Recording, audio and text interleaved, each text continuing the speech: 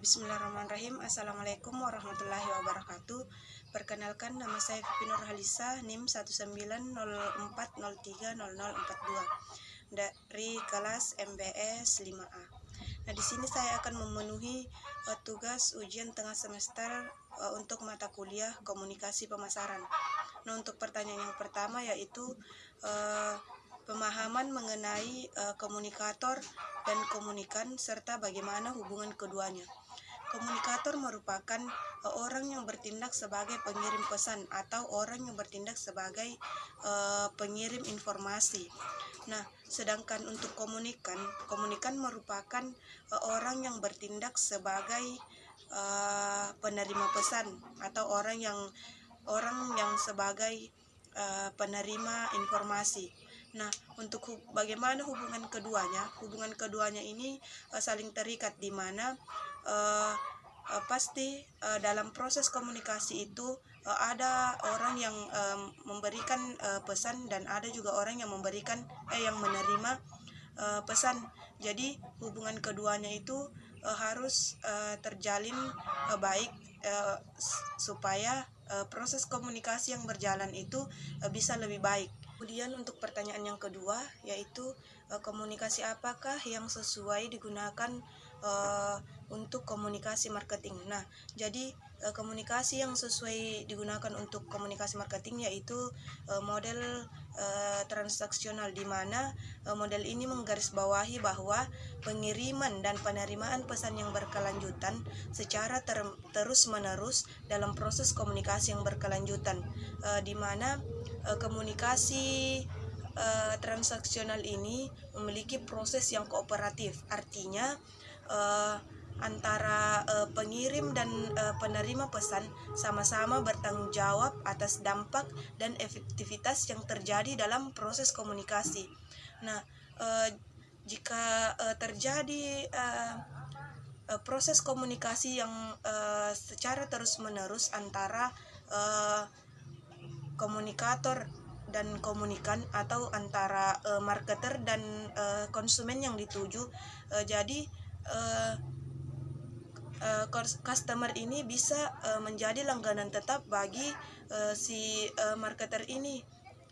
Jadi produk-produk yang ditawarkan bisa diterima dengan baik oleh customer apabila si marketer ini pandai untuk berkomunikasi dengan baik dengan seorang customer yang akan dituju. Nah, kemudian untuk pertanyaan ketiga yaitu perbedaan kegiatan antara komunikasi level individual dan komunikasi marketing level kelompok. Nah, untuk komunikasi marketing level individual di mana seorang marketer ini melakukan komunikasi secara individu terhadap seseorang. Nah, misalkan seorang marketer ini melakukan promosi produk yang ditawarkan melalui door to door atau dari pintu ke pintu. Artinya seorang marketer ini mengunjungi customer secara per orang untuk menawarkan produk yang akan dijual kepada customer ini. Nah, jadi pada intinya di level individual ini seorang komunikator langsung berhadapan dengan seseorang atau orang individu-individu. Nah, sedangkan untuk kegiatan pada komunikasi marketing level kelompok, nah di marketing level kelompok ini seseorang komunikator menyampaikan pesan terhadap atau menawarkan produk kepada customer. Nah, di mana customernya ini merupakan kelompok-kelompok sosial. Misalkan kita ambil contohnya kelompok ibu-ibu yang suka mengenakan dress atau gamis. Nah, pada saat itu si marketer ini menawarkan produk berbagai macam dress terhadap ibu-ibu yang menyukai dress ini, atau kelompok sosial ibu-ibu yang menyukai dress. Nah, di mana dalam kelompok sosial di sini juga, kelompok sosial ibu-ibu yang menyukai dress ini pasti memiliki karakter yang berbeda-beda. Misalkan dalam penilaian dari model dress yang disukai, warna dress yang disukai. Nah, disitulah seorang marketer pandai-pandai untuk memberikan berbagai macam tawaran produk mengenai warna dress yang berbeda-beda, model dress yang berbeda-beda, sehingga si kelompok sosial ini bisa menerima produk yang ditawarkan sesuai dengan karakternya masing-masing. Jadi untuk selanjutnya pertanyaan yang keempat, yaitu mengapa pada komunikasi level organisasi itu cakupan komunikasinya lebih banyak dan lebih luas terhadap seluruh stakeholdernya. Nah, jadi sebelumnya tujuan komunikasi level organisasi itu sendiri yaitu untuk menciptakan iklim yang kondusif, di mana iklim yang kondusif di sini meratanya pengetahuan yang dimengerti oleh semua pihak yang ingin dicapai oleh perusahaan. Nah, di dalam komunikasi level organisasi terdapat media communication, di mana media communication ini memiliki salah satu fungsi, yaitu corporate advertising, di mana corporate advertising di sini memiliki tugas yaitu membangun citra positif perusahaan di mata publik. Jadi seorang karyawan pada perusahaan itu harus pandai untuk membangun citra perusahaannya, atau membangun sesuatu hal yang baik di mata publik untuk dikenali oleh seluruh masyarakat. Nah, kemudian kenapa cakupan komunikasinya lebih luas dan lebih banyak? Supaya perusahaan ini dikenal di lingkungan publik, atau di kalangan orang banyak, atau di seluruh kalangan masyarakat.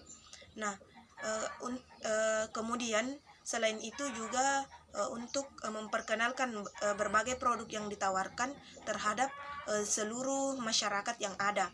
Nah, jika citra positif perusahaan itu bisa dibangun dengan baik, maka masyarakat akan lebih cenderung untuk memilih produk dari perusahaan kita. Nah, di mana karena customer pasti ingin membeli produk di perusahaan yang memiliki citra yang baik, seperti memiliki kualitas produk yang baik, nilai jualnya dirasa cukup untuk semua kalangan.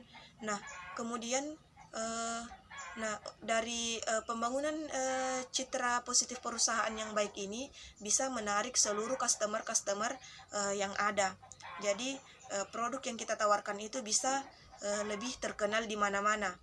Nah, contohnya itu seperti perusahaan untuk membangun citra positif perusahaan itu biasa melakukan berbagai event-event untuk memasarkan produknya. Kemudian, di mana kita ketahui sendiri bahwa tujuan dari komunikasi pemasaran itu sendiri adalah untuk menarik hati pelanggan, supaya pelanggan bisa terus membeli produk-produk yang kita tawarkan. Jadi pada intinya untuk pertanyaan yang keempat ini, mengapa cakupan komunikasinya lebih luas? Karena dari cakupan komunikasi yang luas ini bisa menarik hati para pelanggan untuk berlangganan dengan kita, untuk membeli produk yang kita tawarkan, supaya produk-produk yang kita tawarkan juga ini bisa terkenal di masyarakat. Karena misalkan kita telah memasarkan produknya terhadap salah satu kelompok-kelompok atau organisasi-organisasi yang sudah berlangganan dengan kita. Jadi dari mereka itu bisa lagi menceritakan produk kita kepada organisasi-organisasi atau kelompok-kelompok yang lain. Jadi customer kita itu bisa bertambah. Nah, kalau customernya bertambah, otomatis profit yang kita dapatkan bisa lebih maksimal untuk perusahaan kita sendiri. Dan pertanyaan yang kelima, yakni pertanyaan yang terakhir, yaitu contoh kasus terkait bidang pemasaran seperti brand, event, customer pada komunikasi marketing level massal. Nah, jadi saya ambil di sini contoh kasus untuk belum memiliki branding. Nah, brand itu merupakan hal yang sangat penting untuk sebuah produk, di mana dari brand itu sendiri seseorang bisa mengenal produk kita, produk apa yang kita tawarkan, bagaimana kualitas produk kita, karena fungsi dari brand ini sangat berperan penting bagi produk, karena brand itu merupakan sesuatu hal yang mudah untuk dilihat oleh para calon-calon customer. Nah, jika suatu produk ini tidak memiliki brand, maka produknya itu tidak akan dikenal oleh orang banyak. Mungkin bisa saja dikenal, tapi oleh sebagian orang saja, tidak secara meluas, tidak dikenal secara massa. Tapi hanya beberapa orang saja yang mengenal produk apabila tidak memiliki brand. Jadi seharusnya untuk produk-produk yang kita tawarkan itu harus memiliki brand, agar produk-produk kita itu bisa dikenal oleh banyak orang atau dikenal oleh pihak-pihak massa.